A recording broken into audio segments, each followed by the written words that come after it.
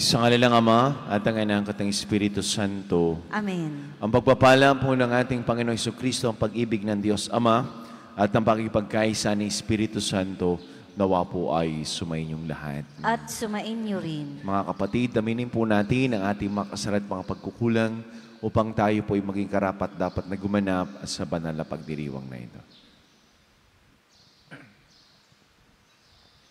Inaamin ko sa makapangyarihan Diyos at sa inyong mga kapatid, na lubha ako nagkasala sa isip, sa salita at sa gawa, at sa aking pagkukulang, Kaya'y sama ko sa mahal na Birheng Maria, sa lahat ng mga anghel at mga banal, at sa inyo mga kapatid, na ako'y ipanalangin sa Panginoong ating Diyos. Gawan po tayo ng makapangyarihan Diyos, patawarin po tayo sa ating makasalanan, patubayan po tayo sa buhay na walang hanggan. Amen. Panginoon, kaawaan mo kami. Panginoon, kaawaan mo kami. Kristo, kaawaan mo kami. Kristo, kaawaan mo kami. Panginoon, kaawaan mo kami. Panginoon, kaawaan mo kami. Pinagdiriwang po natin at ginugunita ang kapistahan ni na Santa Marta, Maria at Lazarus. Masama na po ang ating mga kahilingan at pasasalamat, tayo po ay manalangin. Naman naming makapangyarihan, hindi kinahihiyan ng iyong anak na makituloy sa bahay ni na Santa Marta. Bilang tugon sa kanyang pagdalangin, mapaglingkuran naman namin si Kristo sa katauhan ng kapwa upang mapatuloy mo kami sa iyong tahanan sa kalangitan sa pamagitan ni Jesucristo kasama ng Espiritu Santo magpasawalang hanggan. Amen.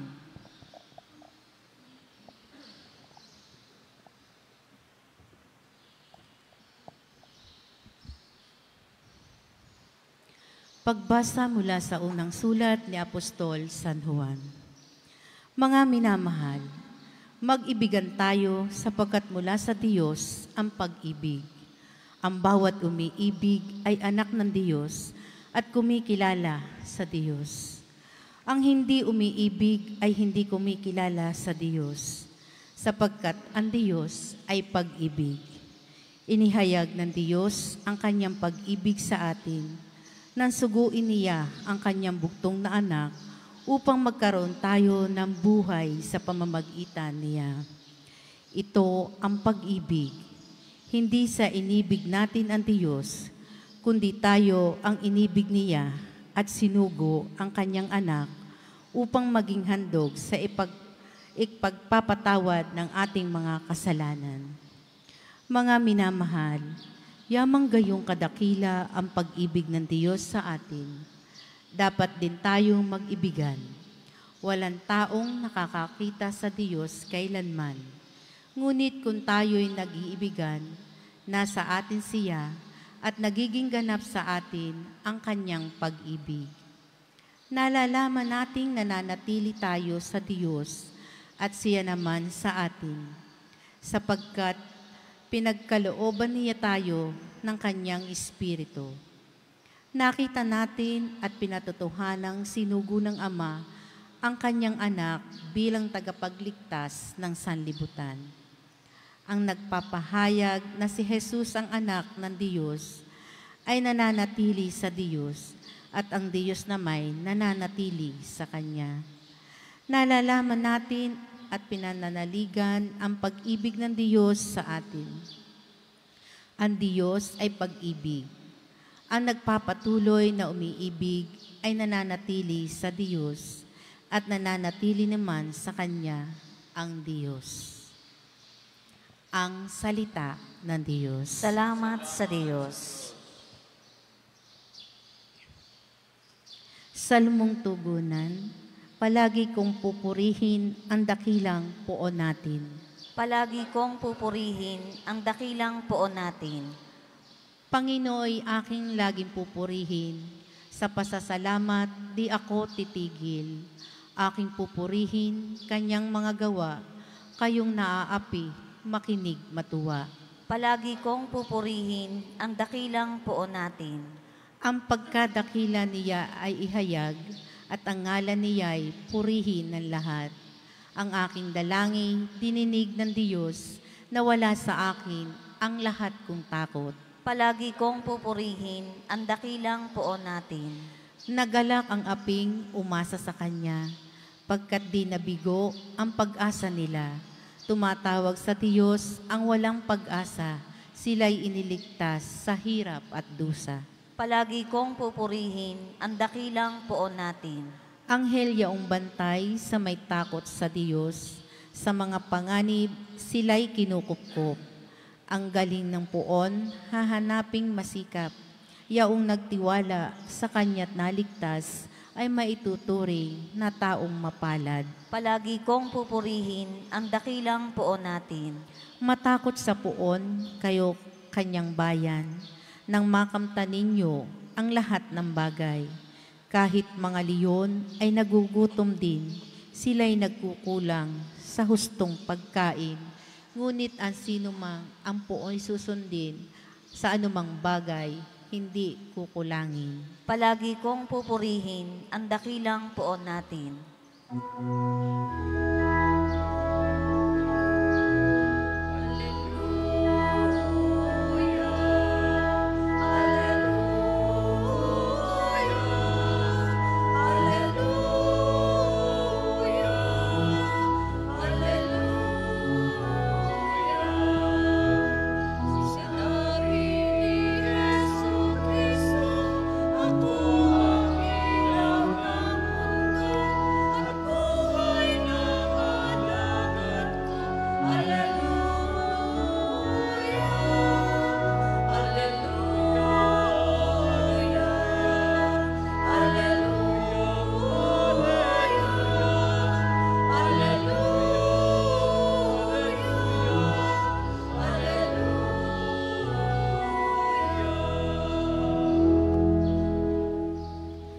Sumaini po ang Panginoon. At sumainhi. Ang mabuting balita ng Panginoon ayon kay San Juan. Papuri sa iyo, Panginoon. Noong panahon ngayon, marami sa mga Hudyo ang dumalaw kina Marta at Maria upang sila ay aliwin. Nang marinig ni Marta na dumarating si Jesus, sinalubong niya ito, ngunit si Maria ay naiwan sa bahay. Sinabi ni Marta, Panginoon, kung kayo po ay narito, hindi sana namatay ang aking kapatid. Ngunit nalalaman kong kahit ngayon ibibigay sa inyo ng Diyos ang anumang hingin ninyo sa Kanya. Muling mabubuhay ang iyong kapatid, wika ni Jesus. Sumagot si Marta, nalalaman ko pong siya'y mabubuhay uli sa huling araw sa muling pagkabuhay.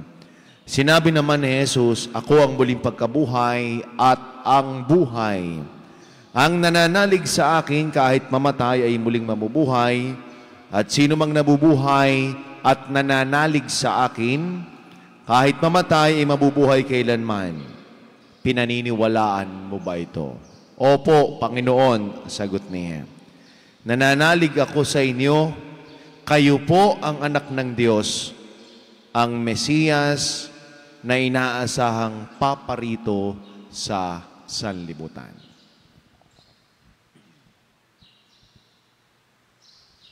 Maminamahal ko mga kapatid, ang mabuting balita ng ating kaligtasan. Pinupuri ka namin, Panginoong Hesukristo. Mabiyayang umaga po sa ating lahat. Ngayong araw po ay pinagdiriwang po natin ang kapistahan ni Santa Marta, Maria at Lazaro. Originally ho, dati ang kapistahang ito ay para lamang kay Santa Marta. Pero noong 2021, si Pope Francis, isinama na ho ang kapatid ni Marta na si Maria at si Lazarus. Ano ho ang kahalagahan ng pagdiriwang natin para sa magkakapatid na ito? Sila po ay malalapit kay Jesus, kaibigan ni Jesus. Sila po ay galing sa Betania. At tuwing pupunta po si Jesus ng Jerusalem, siya ay dumadaan sa mga magkakapatid na ito. Unang aral po sa ating ebanghelyo at sa kapistahan ni Santa Marta, Maria at Lazaro. Mahalaga ho ang kaibigan. Mahalaga ho ang kapamilya. Pero sana naman ho, ang ating mga kaibigan, silang magdadala sa atin at maglalapit sa Diyos. Kung kayo may mga kaibigan, sana yung kaibigan ninyong yan ay hindi maglalayo sa Diyos. Sana ang mga kaibigan ninyong yan ay hindi sisira ng inyong buhay. Sana ang inyong mga kaibigan na yan ay nandyan palagi para sa inyo. Sapagkat ito tatlong magkakapatid na ito ay lagi nilang wini-welcome si Jesus. Ikalawa ho, na maganda nating pagnilayan, tinatawag na the reality of death. Even the friends of Jesus. Kahit malalapit kay Jesus, ay nakakaranas ng kamatayan. Si Lazaro, namatay. Kaya nga kung titingnan natin, may dalawang mukha yung ating ebanghelyo. Si Maria ay nasa loob ng tahanan.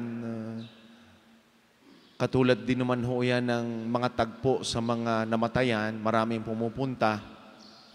At itong si Maria ay nandoon sa loob ng bahay. Marahil ay matindi ang kanyang pagluluksa. Pero si Marta, sinalubong ho niya si Jesus. Kung si Maria ay mukha ng lungkot, si Marta ay naging mukha ng pag-asa. Anong klaseng pag-asa?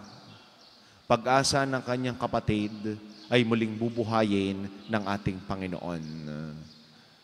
Nagtanong ho si Marta kay Jesus Panginoon, kung naririto lamang kayo, sana'y hindi namatay ang aking kapatid. Hindi hupat ganyan din minsan ang sinasabi natin. Sayang, kung hindi ko sana hinayaan, pinabayaan, sana'y hindi namatay. O kaya naman ay, Panginoon, ay kung talagang nandiyan kayo, sana ay hindi rin namatay ang aking mahal sa buhay. Alin ho ba ang mas mahalaga? Yung tayo ay nagkasakit at gumaling, o yung tayo ay namatay at muling binuhay? Lasa ko ho naman ay mas magaling yung ikalawa. Yung tayo ay namatay at tayo umaasa na bubuhayin ng ating Panginoon. Sapagkat yung pagtatanong ni Marta na ito, may kasunod naman Ano ang sabi niya? Nalalaman kung kahit ngayon ibibigay sa inyo ng Diyos ang anumang hinginin niyo sa Kanya. Ibig sabihin, bagamat may tanong siya kay Jesus, pero alam mo niyang si Jesus ay anak ng Diyos at bubuhayin ang kanyang kapatid. Ito ang realidad ng kamatayan. Sana hindi lamang po lahat naman ho tayo nakaranas na. At alam naman ho natin na darating ang panahon, tayo din naman ho ang haharap sa ating Panginoon Diyos, tayo di mamamatay. It's the reality of life. Pero sana ho ay tingnan ho natin ang kamatayan, hindi lamang ho ito katapusan. Sana tingnan ho natin ito, na ito yung simula ng panibagong buhay. Kung tatanggapin natin si Jesus, hindi lamang sa ating tahanan, katulad ho ng ginawa ni na Marta, Maria at Lazarus, hindi lamang ho pagpapatuloy sa Kanya kung hindi yung pinatuloy nila sa kanilang tahanan, ay pinaniwalaan nila na siya ang tunay na anak ng Diyos.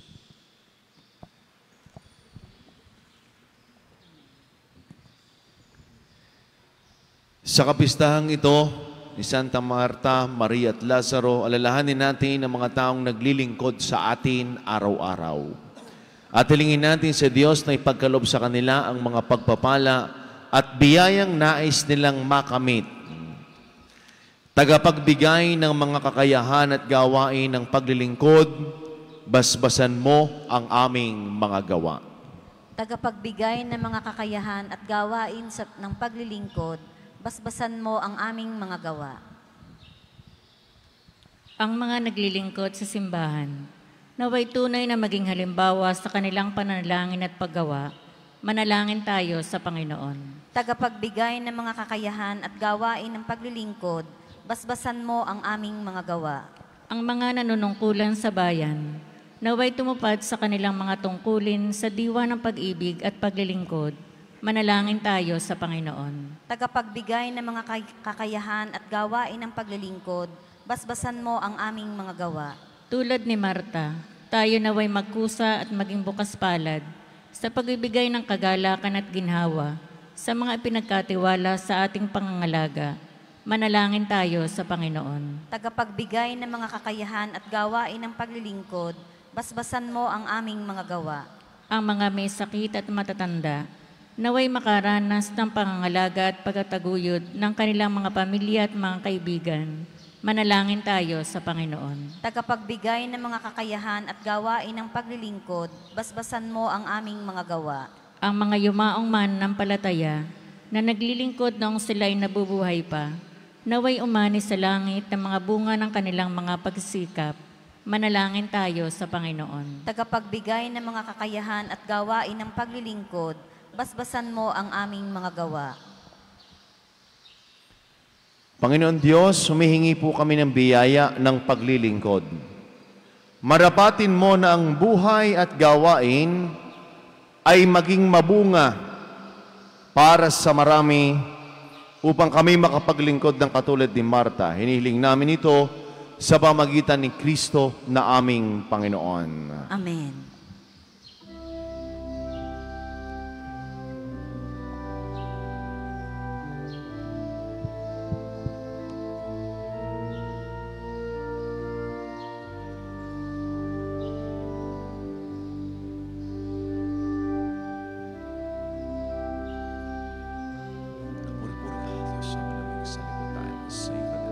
Mula sa lubot Panginoon, tinapay na ito para maging pagkain. Nagbibigay ng buhay. Puri-puri ang buong may kapal, ngayon at kailanman.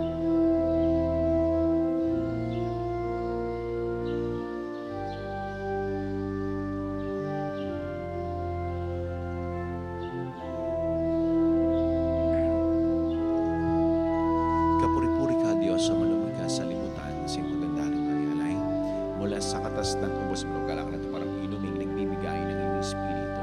Puri-puri ang buong may kapal, ngayon at kailanman.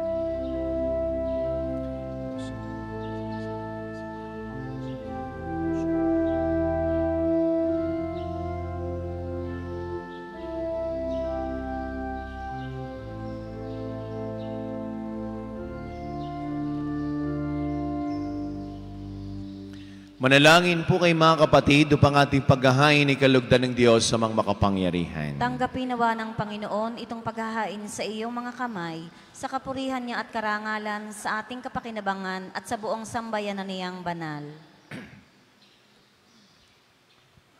Ama naming lumikha, dinarakila ka namin ngayong sina Santa Marta, Maria at Lazarus ay ginugunita upang gaya ng hain niyang pag-ibig na iyong ikinalugod, pagindapatin mo rin ang handog naming paglilingkod sa pamagitan ni Jesucristo kasama ng Espiritu Santo magpasaw walang hanggan. Amen.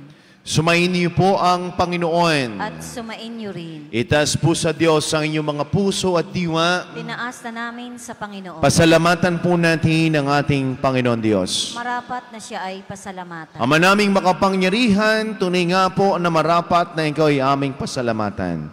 Ang pagpaparangal sa iyong kabutihay, lagi mong pinaalingaw-ngaw sa iyong sambayanan. Sa pagkakaroon ng mga kaanib na maasahan at tapat, tulad mo sa pananagutan, upang magbunga ang punyagi ng iyong anak, na sa iyong pag-ibig kami ay matulad. Ang mga banal na tao ay tumutulong sa lahat, sa pagbibigay halimbawa at pananalangin wagas, kaya kaysa ng mga anghel, na nagsisiawit ng papuri sa walang umpay sa kalangitan, kami po ay nagbubunyi sa iyong kadakilaan. Santo, Santo, Santong Panginoon Diyos ng mga hukbo, napupuno ang langit at lupa ng kadakilaan mo, o sana sa kaitaasan. Pinagpalang na parito sa ngalan ng Panginoon, o sana sa kaitaasan.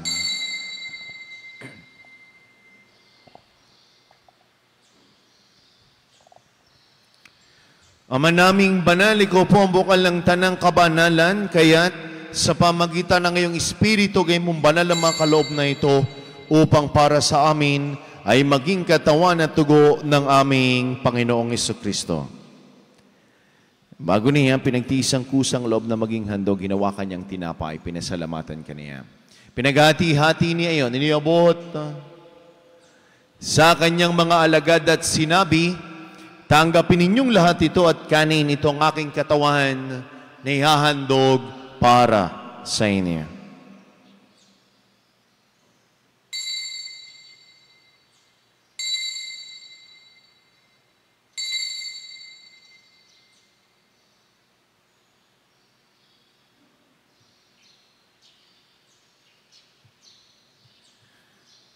Gayon din naman, nung matapos ang hapunan, hinawakan niya ang kalis, muli kanyang pinasalamatan. Nibuti ang kalis sa kaniyang mga alagad at sinabi, tanggapin ninyong lahat ito at inumin, ito ang kalis ng aking dugo ng bago't walang hanggang tipan. Ang aking dugo na ibubus para sa inyo, para sa lahat. Sige, pagpapatawad ng mga kasalanan, gawin ninyo ito sa pag-alaala sa akin.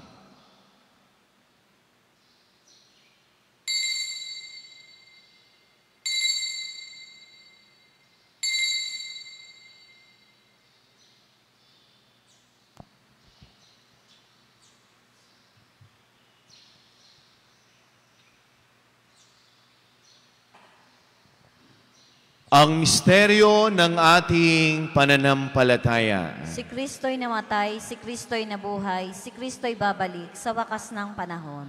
Ama, ginagawa po namin ngayon ang pag-alaala sa pagkamatay at muling pagkabuhay ng iyong anak. Kaya tiniaalay po namin sa iyo ang tinapay na nagbibigay buhay at ang kalis na nagkakaloob ng kaligtasan.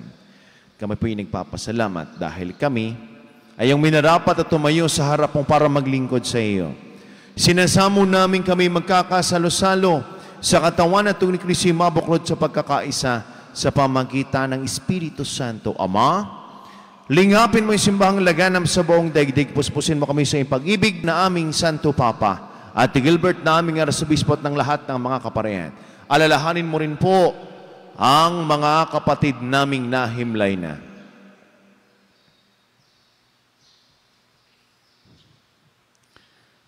Nang may pag-asang sila ay muling mabubuhay, gayon din ang lahat ng mga pumanaw.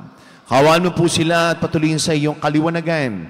Kaawa mo't pagindapating kaming lahat na makasalo sa iyong buhay na walang wakas. Kaysa ng mahal na Birheng Maria, na ina ng Diyos ni Poong San Jose, ang kalisisang esposo ng mahal na Birheng Maria. Kaysa ng lahat ng mga apostol, Santa Marta, Maria at Lazaro at ng lahat ng mga banal, na namuhay dito sa daigdig ng kalugod-lugod sa iyo. May pagdiwang nawa po namin ang pagpupuri sa kararangal mo sa pamagitan ng iyong anak na aming Panginoong Hesus Kristo.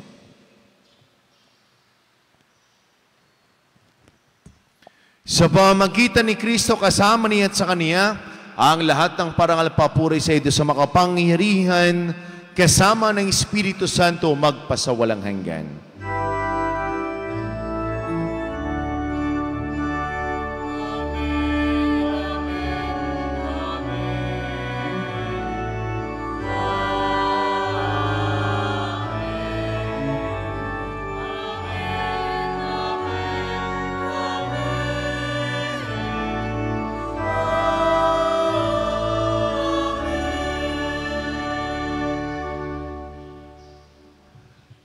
Sama-sama po nating awitin na may kababaan ng loob at lakas ng loob ang panalangin tinuro sa atin ng ating Panginoong Jesucristo.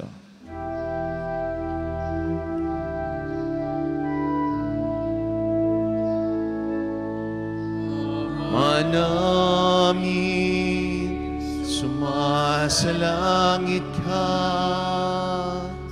sambahin ang ngalan mo.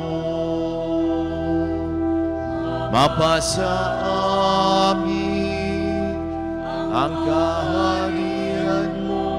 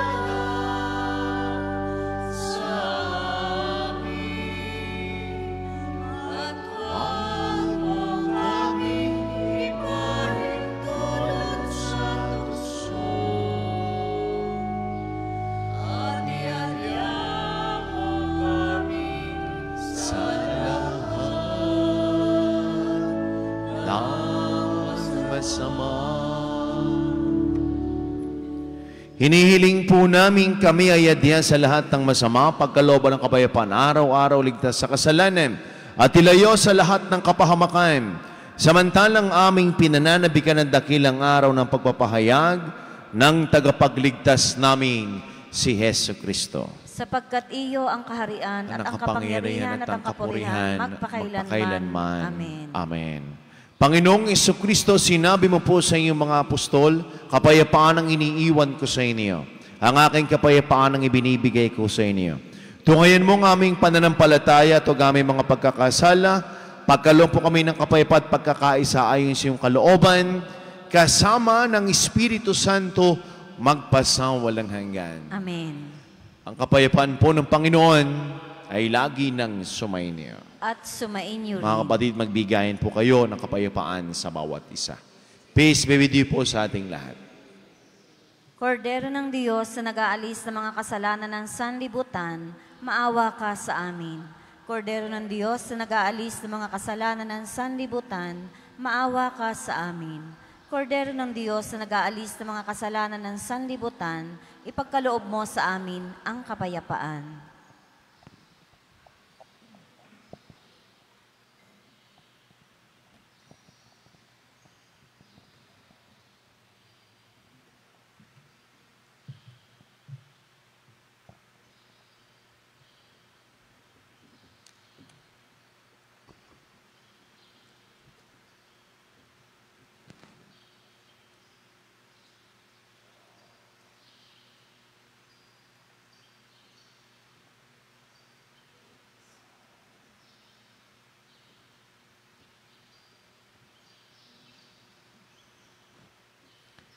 Minamahal kong mga kapatid, ito ang kordero ng Diyos, sinagali sa mga kasalanan sa libutan. Mapalad po tayong lahat ng mga inenen sa kaniyang banal na piging.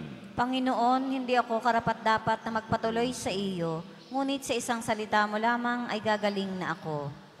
Ang katawan ni Kristo. Amen.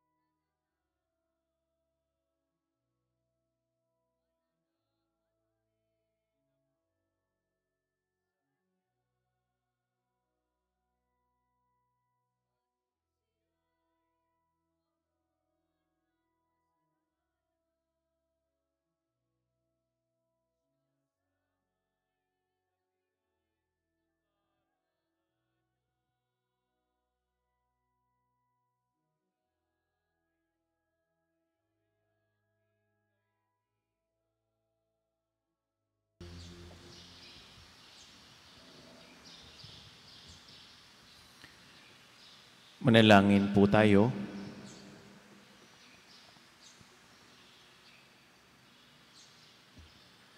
Ama naming mapagmahal, pakundangan sa katawan at tuwing ni Kristo na aming tinanggap, huwag mong ipahintulot na kami ay sa kasamaan masadlak. Sa halip, pakundangan kina Santa Marta, Maria at Lazaro, umulad nawa kami sa pag-ibig na wagas araw-araw at makaharap nawa kami sa iyo sa langit kailanman sa pamagitan ng Jesucristo kasama ng Espiritu Santo magpasawalang hanggan. Amen. Sumayin niyo po ang Panginoon. At sumain niyo rin. Pagpalain po kayo, ingatan, gabayan, lingapin, subaybayan, kasama na po yung buong pamilya at mga mahal sa buhay ng ating mapagpalang Diyos. Sa ngalan ng Ama, at ang Anak, at ang Espiritu Santo. Amen. Humayo po kayong taglay ang kapayapaan. Salamat sa Diyos. Magandang umaga po sa ating lahat.